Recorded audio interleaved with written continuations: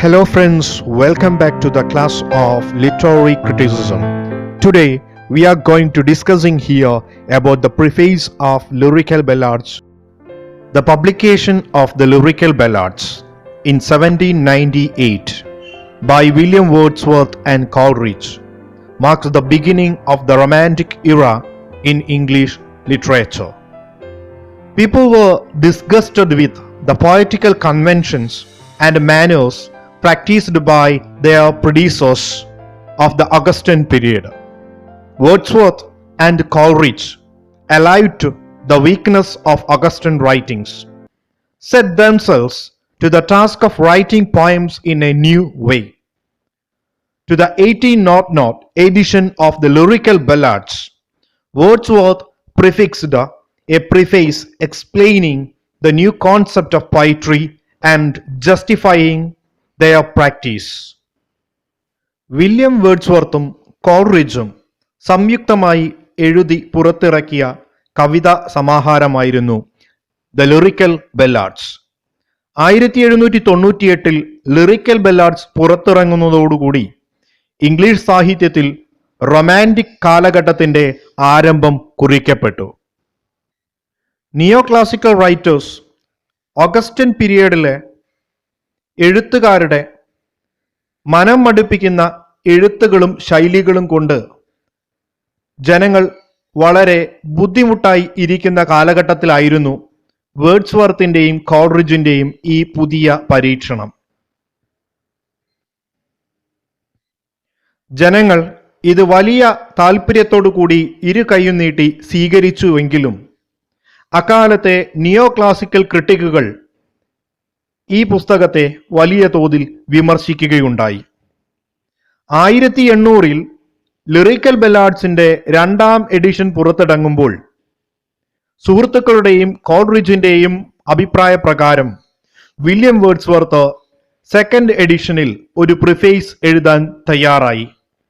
ആ പ്രിഫേസിൽ പോയിട്രിയെക്കുറിച്ച് വേർഡ്സ്വർത്തിന്റെ ന്യൂ കോൺസെപ്റ്റുകളും താൻ എന്തുകൊണ്ടാണ് ഇത്തരത്തില് അൺകൺവെൻഷണൽ ആയിട്ടുള്ള ഒരു പോയിട്രി എഴുതിയിരിക്കുന്നത് എന്നതിന്റെ ജസ്റ്റിഫിക്കേഷനുമായിരുന്നു the preface of lyrical ballads എന്നത്.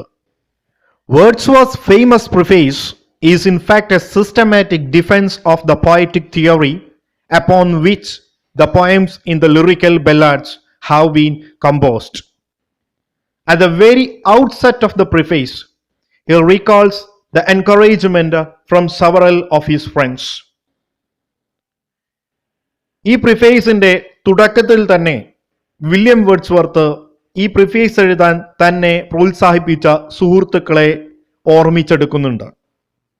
They wanted him to be prefix a preface explaining the new poetic theory, which if practiced would result creating a new species of poetry.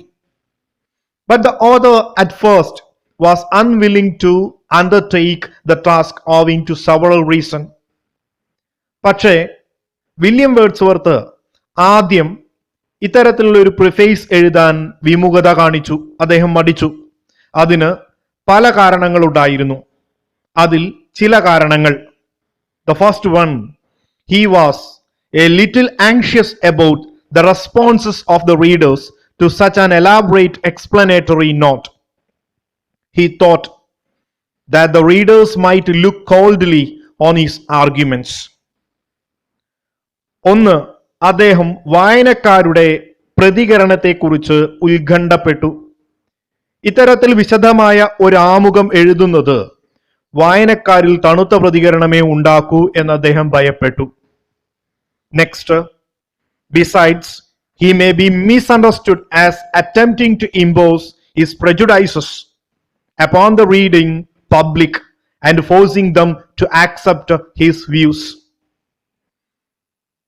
തന്റെ കാഴ്ചപ്പാടുകൾ വായനക്കാരുടെ മുകളിൽ അടിച്ചേൽപ്പിക്കുക എന്നത് തീർത്തും വായനക്കാർക്കുള്ളിൽ ഒരു തെറ്റിദ്ധാരണ ഉണ്ടാക്കിയേക്കും എന്ന് അദ്ദേഹം ഭയന്നു.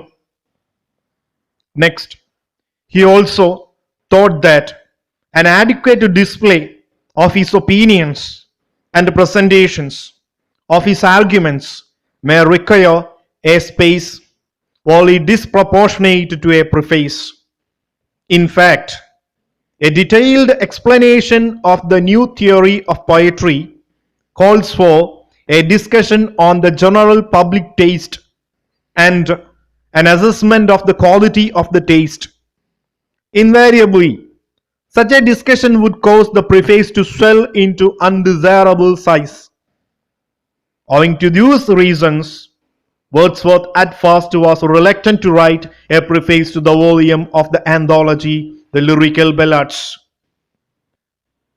തൻ്റെ അഭിപ്രായങ്ങൾ, പുതിയ കവിതയെക്കുറിച്ചുള്ള ആശയങ്ങൾ, കവിതയെക്കുറിച്ചുള്ള ഭാഷയെക്കുറിച്ചും വിഷയത്തെക്കുറിച്ചും കവിയെക്കുറിച്ചുമുള്ള തൻ്റെ ചിന്തകൾ എല്ലാം ഈ പ്രിഫേസിൽ ഉൾപ്പെടുത്തുമ്പോൾ ഇത് വായനക്കാരൻ ഇഷ്ടപ്പെടുന്നതിനേക്കാൾ കൂടുതൽ സ്ഥലം ലിറിക്കൽ ബെല്ലാഡ്സിന്റെ പ്രിഫേസിൽ തൻ്റെ വാക്കുകൾക്ക് വേണ്ടിവരും. അതുകൊണ്ട് തന്നെ ഇത് താൻ ആഗ്രഹിക്കുന്നതിനേക്കാൾ കൂടുതൽ സ്ഥലം ലിറിക്കൽ ബെല്ലാഡ്സ് നേടിയെടുക്കേണ്ടി വരും എന്നതും, കൂടാതെ പുതിയ തത്വങ്ങൾ ജനങ്ങളുടെ ഉള്ളിൽ, നിരൂപകരുടെ ഉള്ളിൽ കൂടുതൽ ചർച്ചകൾക്കും ആരോപണങ്ങൾക്കും വഴിവെച്ചേക്കുമെന്നും അദ്ദേഹം പറയുന്നു. ഇത്തരം കാരണങ്ങളാൽ വില്യം വേർഡ്സ്വർത്ത് ലിറിക്കൽ ബെല്ലാഡ്സിന് ഒരു ആമുഖം എഴുതാൻ ആദ്യം മടി കാണിച്ചു. Next we are going to discussing about the purpose of writing the preface. In the beginning of the preface, Wordsworth makes it clear that he was writing a kind of poetry quite different from the conventional poetry. Wordsworth was writing a new kind of poetry, both in theme and language. His attempt was experimental. So he knew that there would be strong reactions to his volume of poems. ആമുഖത്തിന്റെ തുടക്കത്തിൽ തന്നെ അദ്ദേഹം വ്യക്തമാക്കുന്നുണ്ടായിരുന്നു, താൻ എഴുതിയ കവിത conventional പോയട്രിയിൽ നിന്ന് വളരെ വ്യത്യസ്തമാണ്. Lyrical ബെല്ലാഡിലെ കവിതകൾ അതിൻ്റെ തീമിലും സബ്ജക്റ്റിലും ലാംഗ്വേജിലും വ്യത്യസ്തമാണ്. ഇതൊരു പരീക്ഷണാടിസ്ഥാനത്തിലുള്ള കവിതാരചനയാണ്. അതുകൊണ്ട് തന്നെ ഈ കവിതയ്ക്ക് വലിയ രീതിയിലുള്ള പ്രതികരണങ്ങൾ ഉണ്ടാവുമെന്നും അദ്ദേഹം മനസ്സിലാക്കിയിരുന്നു. He knew that either the poems would be accepted with a warm heart and read with a common pleasure, or rejected with a uncommon dislike. But time proved that those poems enjoyed a greater popularity than he had expected. Wordsworth തൻ്റെ കവിതകൾ ജനങ്ങളാൽ സ്വീകരിക്കപ്പെടുകയോ അല്ലെങ്കിൽ ജനങ്ങളാൽ തള്ളിക്കളയപ്പെടുകയോ ചെയ്യും എന്ന് കരുതിയിരുന്നു. പക്ഷേ കാലം അദ്ദേഹത്തിൻ്റെ കവിതകൾ ജനകീയമായി ആസ്വദിക്കപ്പെട്ടു എന്ന് തെളിയിച്ചു. ഒരുപക്ഷെ അദ്ദേഹം പ്രതീക്ഷിച്ചതിനേക്കാൾ കൂടുതൽ പോപ്പുലാരിറ്റി ആ കവിതകൾക്ക് ഉണ്ടായി എന്ന് വേണമെങ്കിൽ പറയാം. Several of his friends were anxious for the success of the lyrical poem. They asked him to add an introduction to the second edition of the collection of the poems and to explain his aim and objective as well as his theory of poetry. But Wordsworth was first reluctant to write a systematic defense of lyrical ballads in the form of preface. അദ്ദേഹത്തിന്റെ സുഹൃത്തുക്കൾ ഈ കവിതയുടെ രണ്ടാമത്തെ ഒരു edition വരുമ്പോൾ അതിന് അദ്ദേഹത്തിന്റെ aim എന്താണ്, ഒബ്ജക്റ്റീവ് എന്താണ് എന്നിവ വിശദീകരിച്ചുകൊണ്ട്, അദ്ദേഹത്തിന്റെ പൊയറ്റിക്കൽ തിയറി വിശദീകരിച്ചുകൊണ്ട് ഒരു പ്രിഫേസ് എഴുതണമെന്ന് അദ്ദേഹത്തോട് ആവശ്യപ്പെട്ടു. പക്ഷേ at first he reluctant to write. തുടക്കത്തിൽ അദ്ദേഹം അത് എഴുതാൻ വളരെ വിസമ്മതിച്ചു. എങ്കിലും അദ്ദേഹം അത്തരത്തിലുള്ള ഒരു കവിതയ്ക്ക് വേണ്ടി ഒരു പ്രിഫേസ് എഴുതുക തന്നെ ചെയ്തു. He decided to add the preface because he did not want to throw his poems on the readers abruptly without any adequate introduction. അദ്ദേഹം പ്രിഫേസ് എഴുതാനുണ്ടായ ഫസ്റ്റ് കാരണം എന്ന് പറയുന്നത് തൻ്റെ കവിത പെട്ടെന്ന് വായനക്കാരുടെ മുന്നിലേക്ക് എറിഞ്ഞു കൊടുക്കുന്നത് ശരിയല്ല എന്നുള്ളത് കൊണ്ടാണ്. ഒരു ആഡിക്വേറ്റ് ഇൻട്രൊഡക്ഷൻ ഇല്ലാതെ അബ്രപ്റ്റ് ആയിട്ട് സഡൻലി റീഡേഴ്സിന് പോയം എറിഞ്ഞു കൊടുക്കുന്നത് ശരിയല്ല എന്ന് അദ്ദേഹം പറയുന്നു. Now the purpose of writing the preface is to explain some of the chief reason as to why he wrote those poems. മറ്റൊന്ന്, ഇത്തരം കവിതകൾ താൻ എന്തുകൊണ്ട് എഴുതി എന്നുള്ള വിശദീകരണമാണ് ഈ ആമുഖം. He wants his readers that the poems in the collections are a few kind of radical different from the conventional poetry they are accustomed to. അദ്ദേഹം തന്റെ വായനക്കാരോട് ഒരു മുന്നറിയിപ്പ് നൽകുന്നു.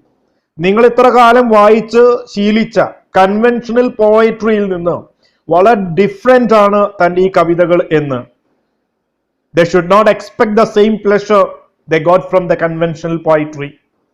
കൺവെൻഷണൽ പോയട്രിയിൽ നിന്ന് നിങ്ങൾക്ക് ലഭിച്ചിരുന്ന അതേ ആനന്ദം ഈ കവിതകളിൽ നിന്ന് ലഭിക്കില്ല എന്നും അദ്ദേഹം മുന്നറിയിപ്പ് നൽകുന്നു.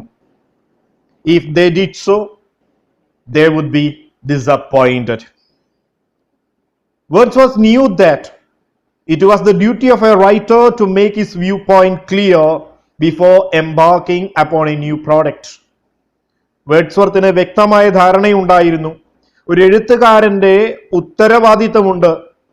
ആ എഴുത്തുകാരന്റെ ഉത്തരവാദിത്തമാണ് ഒരു പുതിയ പുസ്തകം വായനക്കാരന് നൽകുന്നതിന് മുമ്പ് തന്റെ കാഴ്ചപ്പാടുകൾ അവരുടെ മുൻപിൽ അവതരിപ്പിക്കണം. അത് ഒരു എഴുത്തുകാരന്റെ ഉത്തരവാദിത്തമാണെന്ന് വേർഡ്സ്വർത്ത് കരുതുന്നു. ഇത്തരം കാരണങ്ങൾ കൊണ്ടാണ് അദ്ദേഹം ഒരു പ്രിഫേസ് എഴുതാൻ തയ്യാറായത്.